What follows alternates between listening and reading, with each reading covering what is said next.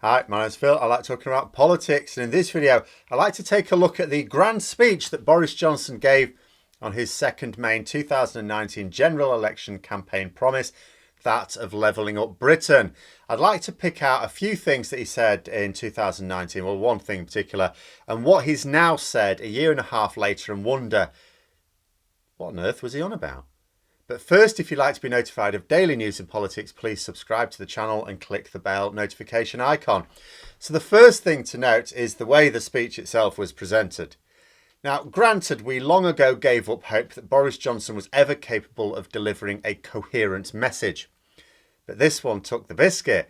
It was bad enough having to listen to the speech, but the government actually posted the transcript on their website.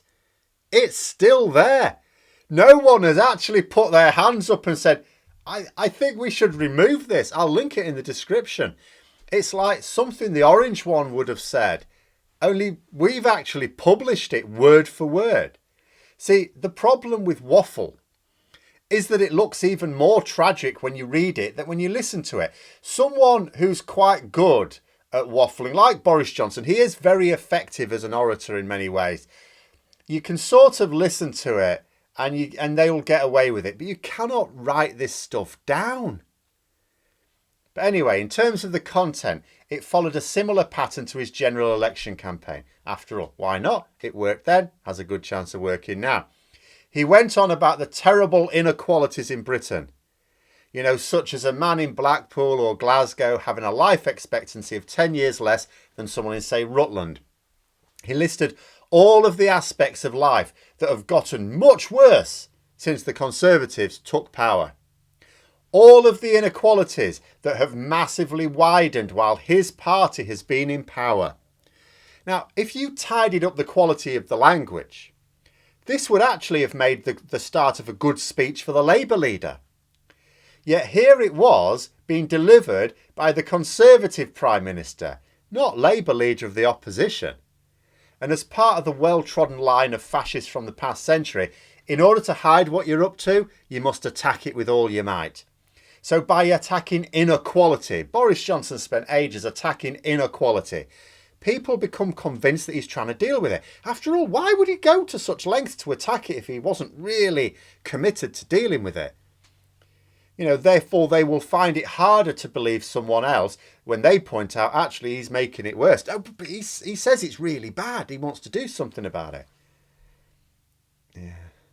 But he is. Yes, it was already bad before the pandemic, he says. That's because his cronies have been in power for 10 years. But it widened further during his tenure and the pandemic. So it's not even like he gets to blame Theresa May or David Cameron for this. It's widened while he's been in charge. Various experts called out how his policies were widening the divide during the pandemic. He had other options. He chose to widen them. But anyway, never mind that. In amongst all the waffle and blather, there was supposed to be a grand unveiling of his levelling up strategy. Because Boris Johnson promised voters two things with his three-word slogans. He promised to get Brexit done. He hasn't. It's not going to be done, ever. It's never going to be done until we rejoin. It's certainly not going to be done for decades if we never rejoin. We're still involved in never-ending negotiations with the EU, and that will still be the case come the next election. Frankly, it will be more than a little dispiriting if the public allow whomever is in charge of the Conservatives at the time, it's not going to be this clown, to claim that they got Brexit done when they will still be engaging in acrimonious slanging matches with those whom we should regard as friends and allies. But the other thing he promised was to level up, or level up Britain. So what was promised in the manifesto, and how does it square with what he said a few days ago? Well, the manifesto promised to spread opportunity across the UK. Okay, that lacks detail, but I'm quite happy to use that as a definition for levelling up. If that's what levelling up means, spreading opportunity across the UK. Great, fantastic. Because someone growing up in some parts of the country have much more opportunity than some growing up elsewhere. And it is an unfortunate effect of economics that it's more efficient to invest where there's already plenty. You know, the south of England has many hubs for an awful lot of sectors of our economy. It's where the vast majority of the population live. It's where the best infrastructure is, and so on. So You know, I've known people that have wanted to break into a particular industry, and in order to do that, they've had to move down south. They just have to. It's the way it's done. And that's unfortunate. You know, it's without being deliberately biased, you can see why the bulk of investment makes its way there. So you can't rely upon more market forces to distribute resources more equitably. It's not going to happen. The government needs to take the lead here. This is what he's promising in his manifesto. So where is it in the speech? Where's the detail now? There was no detail in the manifesto. There was no detail published in a separate paper to go along with the manifesto. So where is it now? After all, he's what, 2 years away from having to actually deliver on it if he wants to gear up for a general election campaign the following year. Well, in the speech, he tried to calm ruffled feathers in the south. See, the problem is that Johnson, with this unlikely promise, is that investing more away from the south of England means that those people will see less investment themselves. It stands to reason, doesn't it? If you're going to say, well, we need to invest more in the north or in Wales or in Scotland, well, that means you have to move investment from where it currently is in the south of England. This is already causing consternation.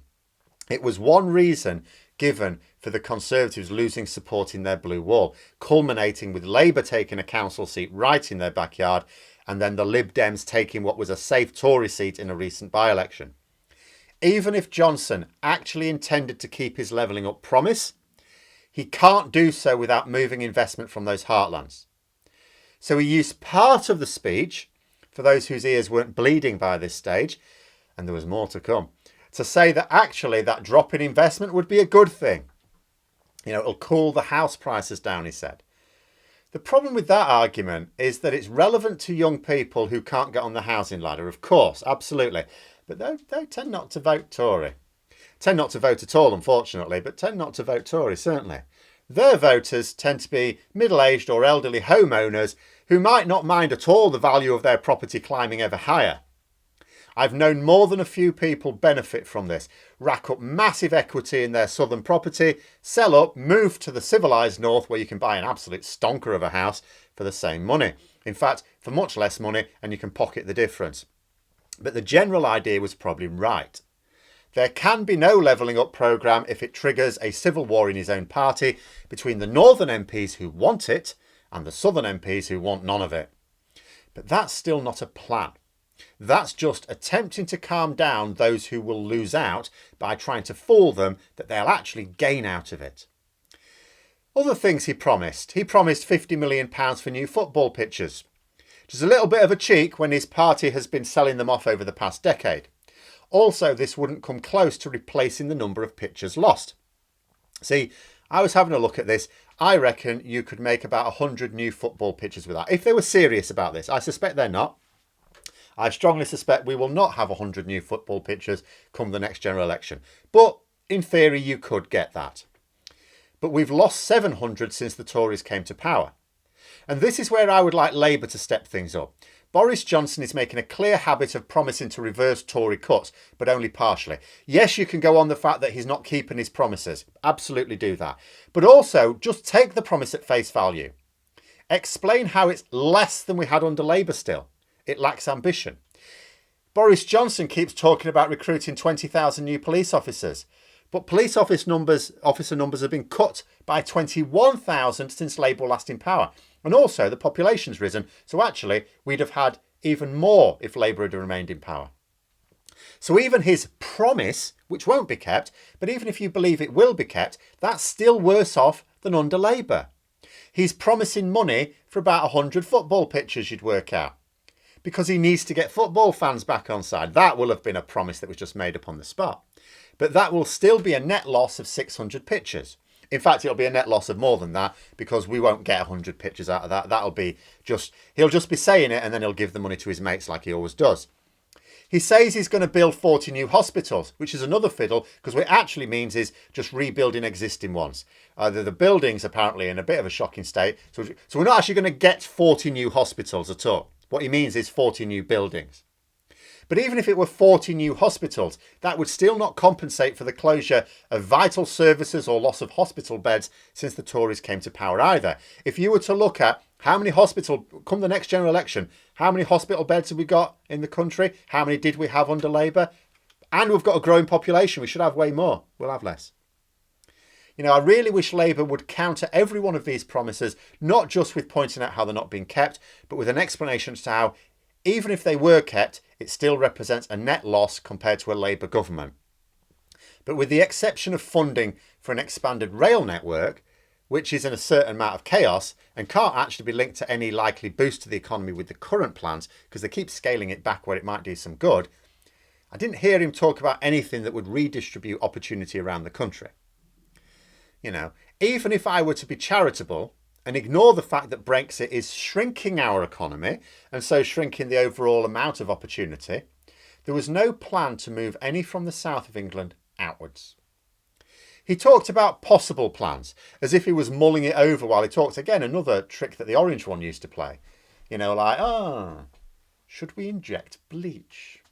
You know, it was on that sort of level. But this was supposed to be a scripted speech. Someone had supposed to have considered this. And here's the thing, hang on a minute. He promised to level up in 2019. He promised it in 2019. So surely he had a plan for it in 2019. How do you promise anything without a plan? But he doesn't have a plan even now. It's not like he just promised it in haste and then worked on the plan. He still hasn't got the plan now. And I don't say that to sound surprised. Obviously, I'm not surprised. I'm not living in some Tory fantasy land. I say this to point out that Boris Johnson promised something to win an election that even a year and a half later, he has no idea how to deliver. Assuming he even wants to, but we can be charitable and assume he does, he doesn't know how. This is what he does. It's what the Conservatives do. They promise you whatever it takes to get your vote. Whatever. No expense spared. But they deliver only for themselves. And this country will continue to go down the pan until enough people wake up and see that. But it needs more people to actually point it out for that to happen as well. But those are my thoughts. Let me know yours in the comments below. Hope you found the video interesting. If you did, don't forget to click the like button. And if you'd like to support the channel, please also click the Patreon link for details. And until next time, I'll see you later.